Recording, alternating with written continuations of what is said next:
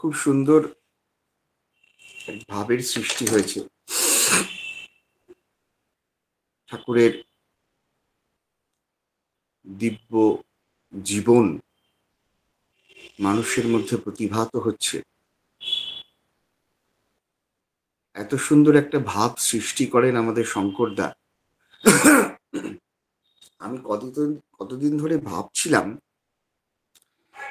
যে শঙ্করদার এই কথা বলার যে স্টাইলটা আমার খুব চেনা। এইরকম কথা বলা আমি খুব শুনেছি। কার কাছ থেকে শুনেছি, কে এরকম কথা বলেন আমার কিছুতেই মনে পড়ছিল না। কদিন ধরে আমি খুব একটা অস্বস্তিতে ছিলাম। তারপর আজকে সকালবেলা হঠাৎ করে ফ্ল্যাশ করলো, আমাদের এখানে একজন কৃষ্ণনগরের ঋত্বিক দেবতা ছিলেন, জ্ঞানেশচন্দ্র সরকার। তিনি বেশ কদিন আগেই, কয়েক বছর আগে গত হয়েছেন। একদম হুবহু তার মতো কথা বলা, মানে কথা বলতে বলতে সেই হাসতে হাসতে কথা বলা, একদম জ্ঞানেশদার মতো কথা। খুব আজকে মনটা এই জন্য আনন্দ প্রফুল্ল লাগছে। মানে কোনো একটা সমস্যার সমাধান হলে যেরকম আনন্দ হয়, সেরকম লাগছে। একদম জ্ঞানেশদার মতো পুরোপুরি প্রায় কথা বলার স্টাইলটা। তো উম একজন মানুষের মতো আরেকজন মানুষ তো হন। তো যাই হোক, তো আজকে একটা ঘটনা মনে পড়লো। আলোচ্য বিষয়বস্তুতে আসার আগে আমি ঘটনাটা একটু বলি। বহুদিন পূর্বের ঘটনা। রাত তখন প্রায় 10টা 11টা বেজে গেছে। ঠাকুর বাড়ির দরজা বন্ধ। একটি পরিবার, স্বামী স্ত্রী, 2টি বাচ্চা, কোলে মৃত প্রায় একটি বাচ্চা, প্রায় প্রায় মানে ধুকপুক করছে, শরীরটার ভেতরে প্রাণটা ধুকপুক করছে। সেই সময় তারা এসে ঠাকুর বাড়ির দরজার কাছে কান্নাকাটি করছেন। একমাত্র ঠাকুরই পারলে বাঁচাতে পারবেন, এছাড়া কেউ বাঁচাতে পারবেন না। তারা শুনে এসছেন যে স্বয়ং নারায়ণ, ভগবান, শ্রী ভগবান কলির শেষে কল্কি বেশে নাকি এসছেন। জীবন মৃত্যু সমস্ত কিছুই তাঁর হাতে। একমাত্র তিনিই পারেন রাখতে, তিনিই পারেন নিতে। অতএব শেষ ভরসা হচ্ছেন তিনি। গেটের কাছে কান্নাকাটি স্বামী স্ত্রী দুজনে মিলে করছেন। তারপর অবশেষে গেটটা খুলল। খোলার পর বলল, এখন ঠাকুরের সঙ্গে দেখা হবে না, এখন কোন রকমে রাতটা কাটান, সকালবেলা দেখা হবে। বললেন, আমরা ঠাকুরের ঘরের সামনে গিয়ে একটু প্রণাম করি, কারণ এ ছেলে তো রাত অবধি তো টেকানো যাবে না, একে এ রাতেই মারা যাবে। যদি ঠাকুরকে প্রণাম করে, যদি ঠাকুরের দয়া হয়, ঠাকুরের ঘরের সামনেই মারা যাক।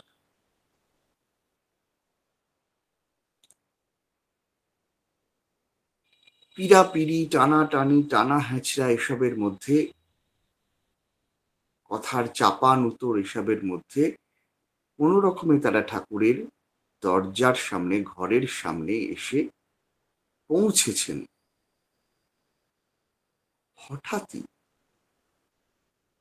অদ্যাপি লীলা করেন সেই গোরা রায়, কোনো ভাগ্যবানে দেখিবারে পায়। ঠাকুরের ঘরের আলো জ্বলে উঠল, জানলাটা গেল খুলে। আলো তো জীবনেরই প্রতীক, অন্ধকার তো পরপারের ইঙ্গিত। জানলা গেল খুলে। কি হয়েছে? মাটি কাঁদে কেন? এই তো সুযোগ। চিৎকার করে কাঁদতে কাঁদতে মাটি বললেন, ঠাকুর বাঁচান, আমার ছেলে যে চলে যায়। বলে আরো কিছু বললেন। কাঁদিস কেন? যা যা, আনন্দবাজারে প্রসাদ নেগে যা। রাত 11টা 11:30 বাজে, এই সময় আনন্দবাজারের প্রসাদ? বঙ্কিমদা নিয়ে গেলেন আনন্দবাজারে। মাজা চলছে, মাজা। তখন বাসনপত্র মাজা চলছে। কিন্তু ঠাকুর যে কইছেন? বঙ্কিমদা, ব্রজেনদা তখন নফরদাও ছিলেন। সবাই মিলে বাসনগুলো খুঁজতে লাগলেন, কোথাও খিচুড়ির দানাটুকুও পড়ে আছে কিনা। খুঁজতে খুঁজতে খুঁজতে খুঁজতে দেখা গেল যে একটা ডেকচির কোণার দিকে একটু ঝোল মতো পড়ে আছে। পরম শ্রদ্ধা ভরে সেটি নিয়ে এসে ফোঁটা ফোঁটা করে মৃতপ্রায় শিশুটির মুখে দেওয়া হলো। একটু একটু করে মুখটা নাড়িয়ে নাড়িয়ে যাতে গলা দিয়ে ভেতরে চলে যায়, মা সর্বতোভাবে সেই চেষ্টাটা করতে লাগলেন। রাতটুকু কাটল। পরের দিন আবার সেই ছেলেটিকে নিয়ে এসে ঠাকুরের কাছে, ঠাকুরের সামনে রাখা হলো। তখন যেন ঘুমাচ্ছে ছেলেটি। ঠাকুর বললেন, আনন্দবাজারে খেতে। কিছু বললেন না আর। দেখেন পরম পিতার কি ইচ্ছা, তার ইচ্ছাই তো মঙ্গল। আমি তো জানি না কি সে আমার মঙ্গল হয়। সত্যানুসরণে ঠাকুর বলছেন না, পরম পিতার ইচ্ছাই মঙ্গল। আমি করজোরে প্রার্থনা করি, আমার তাঁর ইচ্ছা আমার মধ্যে দিয়ে পূর্ণ হোক। এইভাবে ক্রমাগত 3 দিন এবেলা ওবেলা খেতে খেতে অবশেষে ছেলেটি যেন পরপার থেকে ফিরে এলো। ছেলেটির বাবার নাম আপনারা অনেকেই শুনেছেন। মাতা মনমোহিনী দেবীর প্রথম যে জীবনীটি লেখা হয়, যোগেন্দ্রনাথ হালদার ছেলেটির বাবা। 2 ভাই, তার 2 ছেলে, অসিত হালদার এবং লসিত হালদার। অসিত হালদার আমার বাবার বন্ধু ছিলেন, একসঙ্গে তপোবন স্কুলে পড়তেন। তাদের ছেলে, তাদের ভাই লসিত হালদার কিছুদিন আগে, লসিতদাও মানে লসিত কাকু আমি বলতাম, দেহ রেখেছে। আনন্দবাজারের প্রসাদ, এটি আমার আজকের আলোচনার বিষয়বস্তু।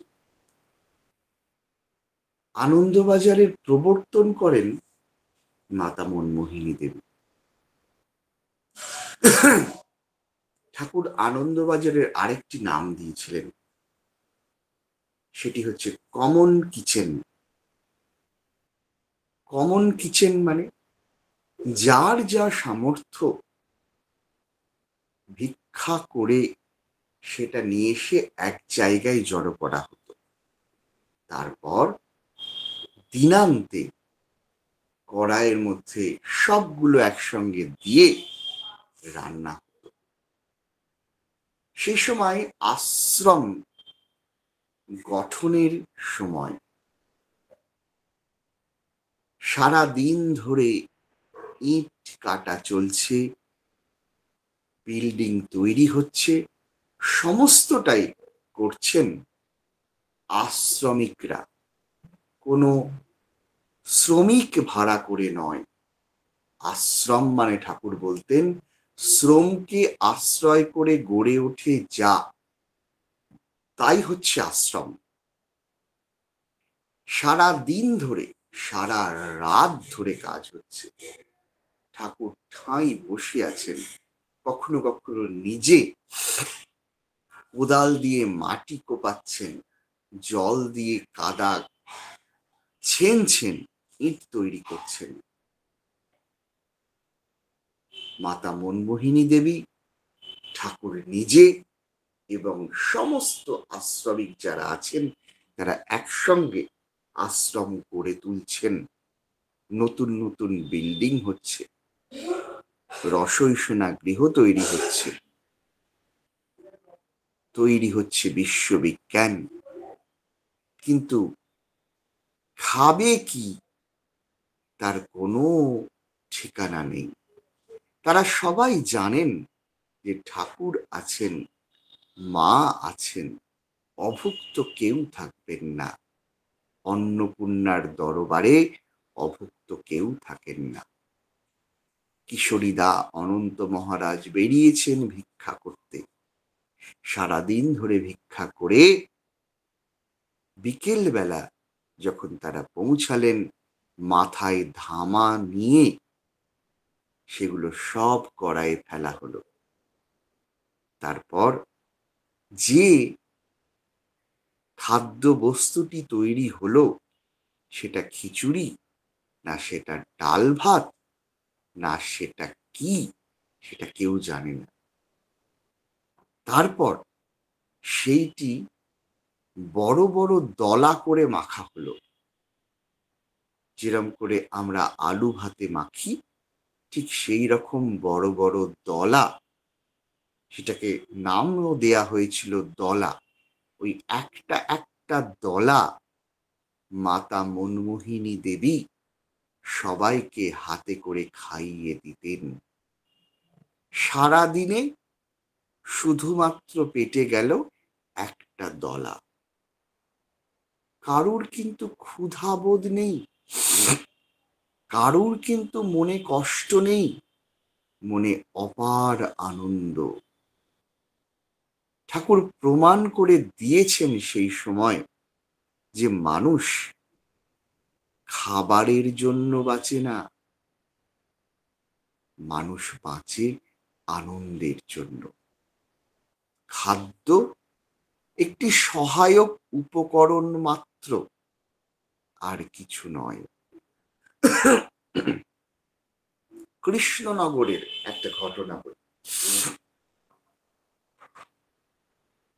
তার ডাকনাম হচ্ছে পাঁচু ঠাকুর, সুধেন্দু ব্যানার্জি।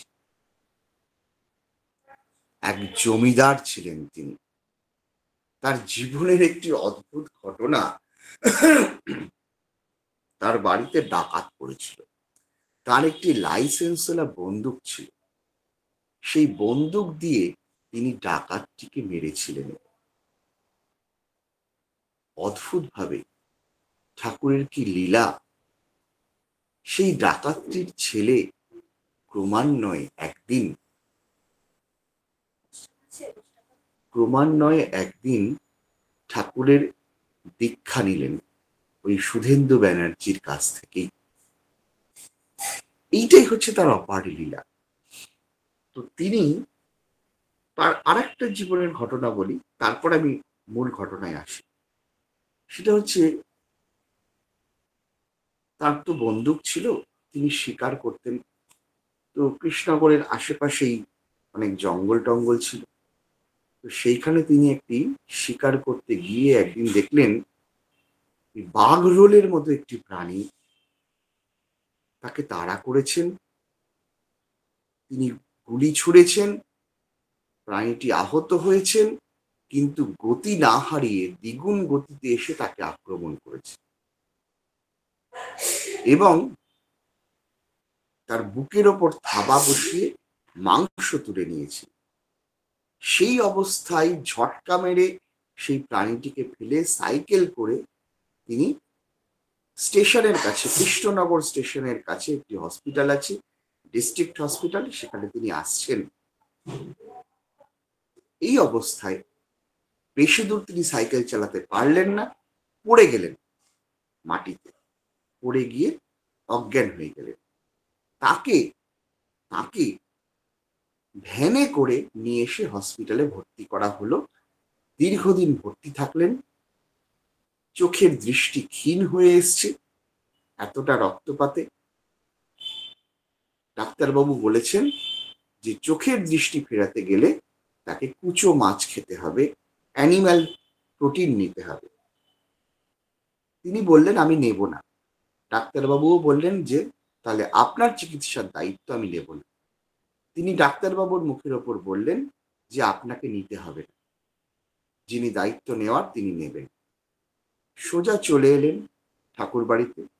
ঠাকুরকে বললেন ডাক্তারবাবু আমাকে এই কথা বলেছে, আপনি আমাকে আশীর্বাদ করুন যাতে জীবনের শেষ দিন পর্যন্ত আমি খালি চোখে পেপার পড়তে পারি। বুঝুন, ভক্তবাঞ্ছা কল্পতরু। যেদিন তিনি দেহ রাখেন রাত্রিবেলা, সেদিন সকালবেলাও তিনি পেপার পড়েছেন এবং খালি চোখে তাকে চশমা নিতে হয়নি। ওনারই জীবনের একটা ঘটনা বলি। হাঁপানি হয়েছে, তা ঠাকুর বাড়িতে এসছেন, এসে ঠাকুরের কাছে নিবেদন করেছেন। ঠাকুর বলেছেন নিষিদ্ধ মলম খেতে হয়। আপনারা যারা পুরনো মানুষ আছেন তারা জানেন একটি ওষুধ ঠাকুরের ফর্মুলায় তৈরি হতো নিষিদ্ধ মলম। ছোট ছোট বড়ি মতো তৈরি করা হতো, ছোট ছোট বড়ি মতো তৈরি করে সেটি খেতে হতো নিষিদ্ধ মলম। সেই নিষিদ্ধ মলমের কৌটো তিনি রসইসোনা থেকে নিলেন। অত্যন্ত বিষাক্ত একটি মলম, নামটাও ওই জন্য হয়েছিল নিষিদ্ধ মলম।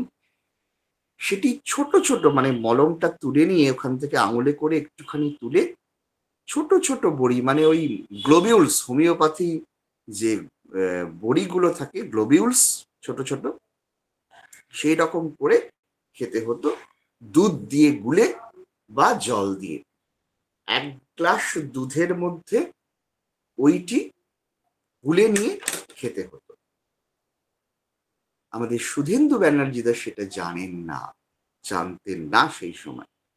ঠাকুর কইছেন নিষিদ্ধ মলম খেতে, তিনি রসইসোনা থেকে কিনে ওই মলমটা, ছোট কৌটোটা, তিনি আঙুল দিয়ে পুরোটা জিভ দিয়ে চেটে খেয়ে নিলেন, পুরোটা।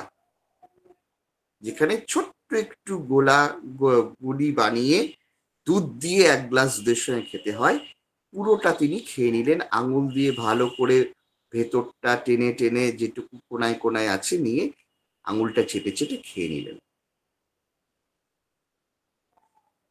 এটা খেলেন বোধহয় 10টা-11টার দিকে। দুপুরের পর থেকে তার শরীর ছেড়ে দিল, মুখ দিয়ে গেঁজলা উঠতে লাগলো, ভুল বকতে লাগলেন, বমি হচ্ছে, গেঁজলা উঠছে, চক্ষু স্থির হয়ে গেছে। সঙ্গে যারা গুরু ভাই ছিলেন তারা ঠাকুরের কাছে এলেন, ঠাকুর এই ঘটনা। কইছিস কিরে ডাকাত, নিষিদ্ধ মলম পুরোটা খেয়ে নিয়েছে, সর্বনাশ। বললেন আনন্দবাজারের প্রসাদ খাওয়া গে যা, দেখ পরম পিতার কি ইচ্ছা, দেখ পরম পিতার কি ইচ্ছা। কৌটোই করে আনন্দবাজার থেকে খিচুড়ি নিয়ে এসে একটু একটু করে মুখের মধ্যে আঙুল দিয়ে ঠেলে ঠেলে জলীয় অংশ চটকে চটকে যেটুকু ভাত মানে অন্ন যায়, আঙুল দিয়ে ঠেলে ঠেলে জল দিয়ে তাকে খাওয়ানোর চেষ্টা করা হলো। রাতের দিকেও তথই বচ, গ্যাঁজলাটা বন্ধ হয়েছে। ঠাকুরের কাছে বলা হলো, ঠাকুর বললেন, দেখ না কি লীলা করেন পরমপিতা, তিনিই জানেন। নিষিদ্ধ মলম পুরোটা খেয়ে নিয়েছে, কত বড় ডাকাত। পরের দিন বিকেল বেলা চোখটা মেললেন, তারপর ধরে ধরে নিয়ে এসে ঠাকুরের কাছে বসানো হলো, প্রণাম করলেন। খুব করিস, খুব করিস, নিষিদ্ধ মলম পুরো খাইস, খুব করিস, যা বাড়ি যা, এরম ভুল আর করিস নে। ভালো করে লিখে, লেখাটা ভালো করে পড়ে তারপর ওষুধ খেতে হয়। ইনস্ট্রাকশন দেওয়া থাকে সবকটা ওষুধের লেভেলে, শিশিতে বা ফয়েলসে সব ইনস্ট্রাকশন দেওয়া থাকে। ঠাকুর ওটা স্মরণ করিয়ে দিলেন। ভক্ত হওয়া মানে আহাম্মুক নয় কো, বিনীত অহংযুক্ত জ্ঞানী। তাহলে যে ভক্ত হয় সে অজ্ঞানী নয়, সে অন্ধকারে পা ফেলে না, তার বোধ বুদ্ধি বিবেচনা সব খুলে যায়, দৃষ্টি শক্তি খুলে যায়, দিব্য চক্ষু খুলে যায়। আরেকটি ঘটনা, আমাদেরই পরিচিত এক জ্যাঠামশাইয়ের ঘটনা। শরীর খারাপ, প্রচন্ড পেট খারাপ, কিছুতেই ঠিক হচ্ছে না। ঠাকুরের কাছে এসছেন। তিনি ছিলেন ত্রিপুরা অঞ্চলে, একটা ট্রেন এখনো চলে, আমার ঠিক মনে পড়ছে না, ওই আগরতলা পর্যন্ত একটা ট্রেন গুয়াহাটি থেকে না কোথা থেকে যেন চলে, আমার মনে পড়ছে না। সেই ট্রেনের তিনি ড্রাইভার ছিলেন, লোকো ড্রাইভার।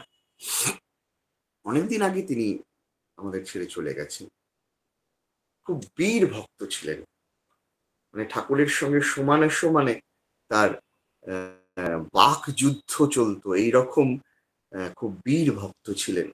তো তিনি ঠাকুরকে বলছেন যে, ঠাকুর আমার পেট কিছুতেই সারছে না, আমাকে ট্রেনে ড্রাইভারি করতে হয়, হঠাৎ করে যদি এরকম সমস্যা হয় তখন তো এতগুলো মানুষের জীবন সংশয় হতে পারে, আপনি কি করতে হবে বলুন। ঠাকুর বলছেন, শরীর খারাপ, ভালো ডাক্তার দেখাতে হয়। মানুষটি বলে উঠলেন, শরীর খারাপ হলে যে ডাক্তার দেখাতে হয় সে বোধ আমার আছে, সে আমি জানি, তার জন্য আপনার কাছে আসবো কেন? আপনি বলেন কি করতে হবে।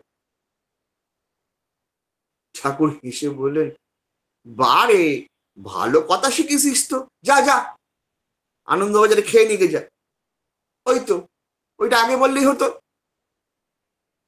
ঠাকুরের ঠাকুরের মুখের ওপর এই কথাটা বলাতে অন্যেরা কিভাবে নিলেন জানি না, ঠাকুর হেসে ফেললেন। হেসে ফেলে বললেন, যা যা যা খেয়ে নিয়ে যা, দেরি করিস নি। সপরিবার তারা চলে গেলেন, গিয়ে আনন্দবাজারে প্রসাদ নিলেন। তো এই হচ্ছে প্রসাদের মহিমা। কিন্তু ঠাকুর দুঃখ পেয়েছিলেন একবার। পেয়েছিলেন কখন?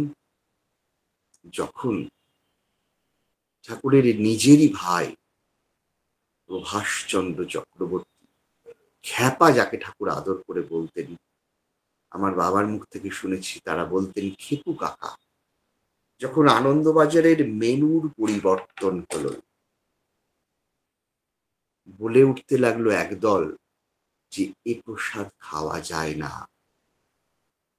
এটা নাকি স্বাস্থ্যের পক্ষে ভালো নয়, শুধু ভাত আর ডাল, এ খেয়ে মানুষ বাঁচবে নাকি, এ খেয়ে পুষ্ট হবে নাকি শরীর? তখন আস্তে আস্তে মেনুর পরিবর্তন হলো। ঠাকুর কষ্ট পেয়ে বলেছিলেন, এমন একটা সময় ছিল মানুষ খাটতো খুব, ভীষণ পরিশ্রম করত, আর দিনান্তে ওই ভাত আর ডাল, সেই ডাল যে কতটা পরিমাণে তরল তার কোনো ঠিক নেই। যদি তাতে কেউ একটা লঙ্কা পেত, তাহলে যেন সেদিন ফিস্ট হয়ে যেত। সেই ফিস্ট হওয়ার আনন্দ সে পেত। মানে শুনেছি যে একেবারে এমন ডাল যে সেটা দারোয়া নদী অব্দি চলে যাচ্ছে গড়িয়ে। ঠাকুর বলেছেন, কারুর কখনো শরীর খারাপ হয়নি, কিন্তু ওরা আমার কথা শুনল না। আশ্রমে মৃত্যু নেমে এলো। কানাই বলে একজন মারা গেলেন। ঠাকুর বলছেন, যেদিন কানাই মারা গেল সেদিন শোরগোল উঠল। সবাই বলতে লাগলো, আশ্রমে মানুষ মারা যায় কেন? আমার ইচ্ছা ছিল না, আমি ভোটে হেরে গেলাম। আমার মনে আছে তখন মাতা মনমোহিনী ধামে আনন্দবাজার চলছে। আমি বসে আছি, আমার পাশে একটি পরিবার বসে আছে, সদ্য বিবাহিত বলেই আমার মনে হলো। স্বামী স্ত্রী বসে আনন্দবাজারে খাচ্ছেন তারা ভাত আর ডাল।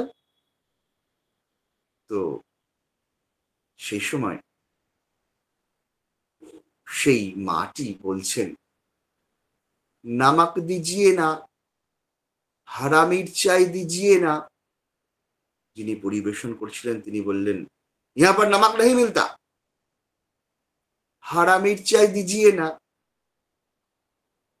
আমার পাশে আমার থেকে একটু বড় কৃষ্ণগড়া আশ্রমের একজন আশ্রমিক তিনি বসে আছেন। আমি বললাম যে, দেখেন বারিন্দা, এরকম অভ্যাস নেই তো, তাই নুন চাইছেন, লঙ্কা চাইছেন। বলেন, একদিনে হয় নাকি? শ্রদ্ধা ভক্তি এগুলো নিয়ত অভ্যাস, চর্চার মধ্যে থাকলে এই অভ্যাস তৈরি হয়। আপনারও কি একদিনে হয়েছিল? আমি বললাম, কি জানি দাদা, একদিনে হয়েছিল কিনা জানি না, আমি তো আজন্মই এই জিনিস খাচ্ছি, ফলে আলাদা করে অন্য কিছুর কি টেস্ট আমি ঠিক জানি না। আনন্দবাজারের এই প্রসাদ আমাদের কাছে অমৃত তুল্য। আরেকটি ঘটনা বলে শেষ করব। দেওঘরে আপনারা যখন সকলেই যান, ৭ তলার একটি বিল্ডিং দেখেন আনন্দবাজারের, সেটি তৈরির ইতিহাসটি বলেই শেষ করব।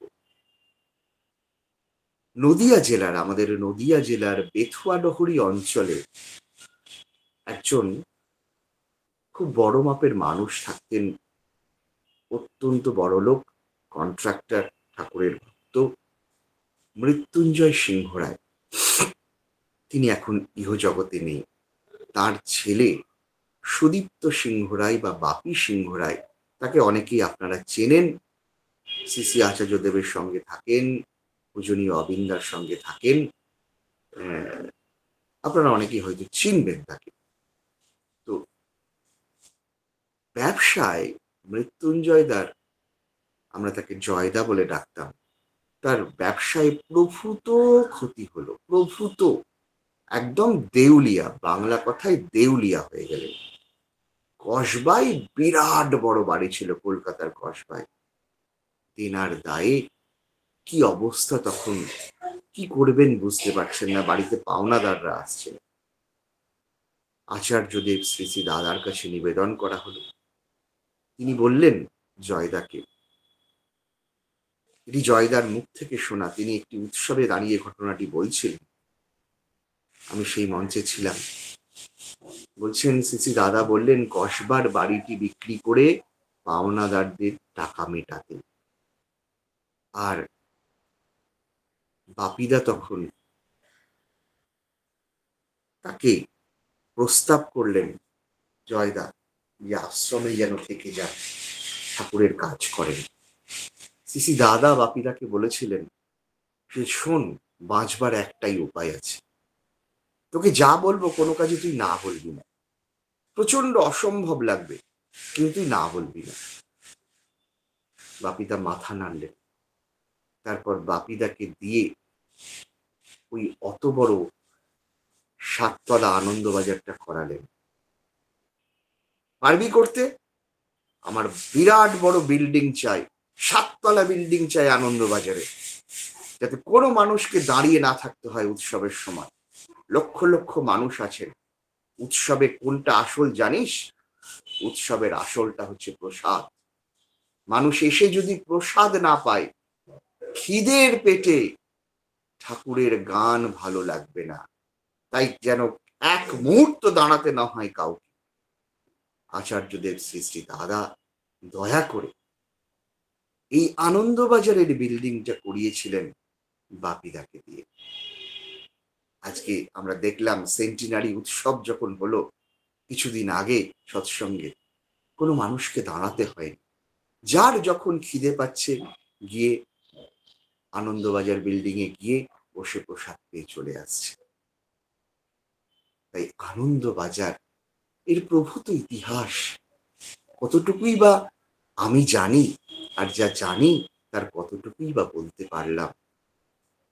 শুধু মনে হলো যে মাতা মনমোহিনী দেবী যে কর্মকাণ্ডটা তৈরি করে গিয়েছিলেন, সে কর্মকাণ্ড আজও অব্যাহত, আর তার সুফল এখনো আমরা পাচ্ছি। ঠাকুর তাই বললেন, প্রসাদ থেকে যেন আমরা কখনো বঞ্চিত না হই। সকলের ইষ্টচ্ছল জীবন প্রার্থনা করি। সকলে ভালো থাকুন। জয় গুরু। বন্দে পুরুষোত্তম। প্রণয়দার কথা একটু বলে দেন দাদা, প্রণয়দার কথাটা হ্যাঁ, একটু প্রণয়দার কথা যেটা বলার, প্রণয়দা আপনারা সকলে জানেন খুব অসুস্থ হয়ে, আমাদের খুব প্রাণের মানুষ, খুব শ্রদ্ধার মানুষ, তিনি অসুস্থ হয়ে এই মুহূর্তে শিলিগুড়িতে চিকিৎসাধীন। তার ফোন নাম্বারটা এই লিঙ্কে দেওয়া আছে। যার যেরম সামর্থ্য, কারণ আমরা তো জানি দীক্ষার সময় সংকল্প করেছি যে পারিপার্শ্বিক ইষ্ট ভ্রাতার আপদে বিপদে যথাসাধ্য অর্থ বাক ও বাস্তব কর্মে তাদের আপদ মুক্তির জন্য বদ্ধপরিকর হইলাম। আমাদের যার যেটুকু সামর্থ্য আমরা যেন স্বতঃস্বেচ্ছভাবে এগিয়ে আসি। ঠাকুর বললেন কেষ্টদাকে যে একটা মানুষকেও পড়তে দেবেন না, কেউ যেন আমার ভালোবাসা থেকে বঞ্চিত না হয়। আপনারা সকলকে আমি জোরে প্রার্থনা করি, যার যেরম সামর্থ্য, সেই সামর্থ্যকে পারলে অতিক্রম করেও আমাদের ইষ্ট ভ্রাতা, আমাদের অভিভাবক, এই যে লিঙ্কটা আবার শেয়ার করা হলো, এই নোটিশটা, বিজ্ঞপ্তিটা, ফোন নাম্বার দেওয়া আছে, আপনারা আসুন। আমরা সবাই যেন হাতে হাত দিয়ে, হাত বাড়িয়ে সেই হাতটাকে আমাদের সঙ্গে বজায় রাখি। চেষ্টা করবেন, নিশ্চয়ই পারবেন। সকলে মিলে আমরা প্রণয়দাকে আবার ফিরিয়ে আনবো, এ আমাদের দৃঢ় অঙ্গীকার। জয় গুরু। বন্দে পুরুষোত্তম।